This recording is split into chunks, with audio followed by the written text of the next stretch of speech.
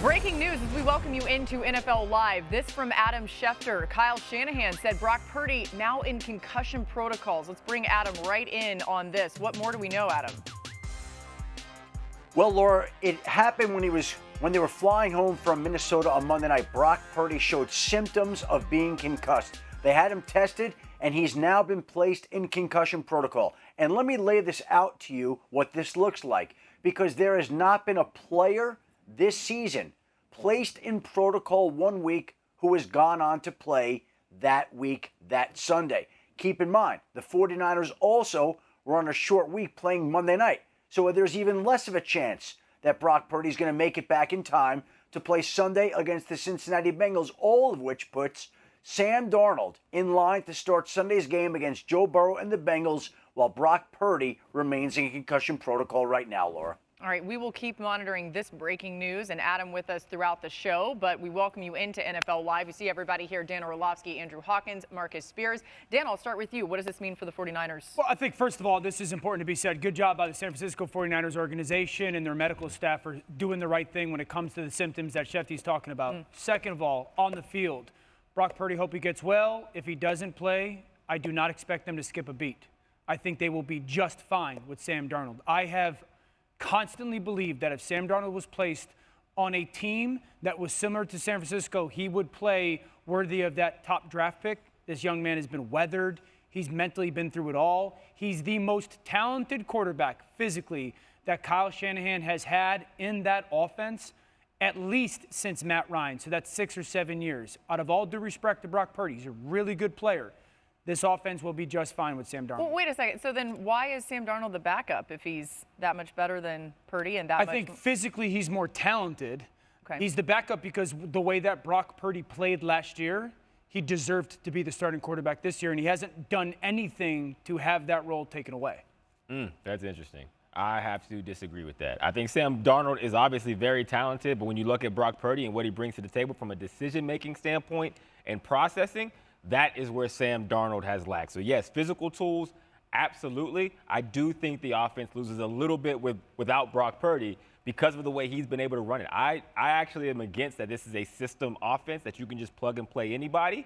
I think for Brock, yes, he has the perfect qualities for it, but he makes the offense better. It's a 1 + 1 = 3 scenario. I don't want to imply like this is a system offense. Anyone could go in there, and I know you're not. Like, I'm not on board with that. I think that because he is so talented and has been through so many different systems and offenses, Sam Darnold could step in and be like, we're going to be just fine because I know exactly how to operate this the way that Kyle wants it. Yeah, Marcus, just yesterday when we talked about Brock Purdy and, of course, struggling in the last game, you were critical of him. Now this information makes it a little bit different. We find out that he had concussion symptoms on the ride home after the game.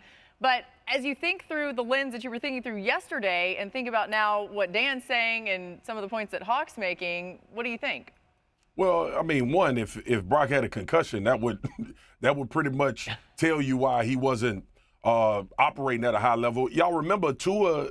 It was discovered that Tua had one after one of those games, and we were like, what was going on? So I think it's important to put that context in there. The other part is, I think it leans I understand what Dan is saying about Sam Darnold, and we've seen Sam Darnold play some good games in this league as well. I remember early in the Carolina team, we were like, okay, this is what he needed. He needed to get fixed. The opportunity that you have in Kyle Shanahan's offense, I can't dismiss that. Like, you can – there are certain systems. There are certain things where players can be placed that's very beneficial to what they do that will make them look like a different player. I say this all the time. I played with my teammate Jason Hatcher, and I bring this up. I'm going to bring this home. We were in a 3-4 defense when he got to the Dallas Cowboys, and he was a really good four technique defensive end. But, oh, my Lord, when he went to a 3 technique and a 4-3, it was a completely different player. So systems absolutely matter. Yeah. And I think Sam Darnold is set up very well in Kyle Shanahan's system. If Dan is true about the anticipation that you need to throw in this offense and the things that are created by his play calling, the athleticism and the ability to be a better passer of the football should bode well for Sam Darnold in this situation. Adam, you've got more to add.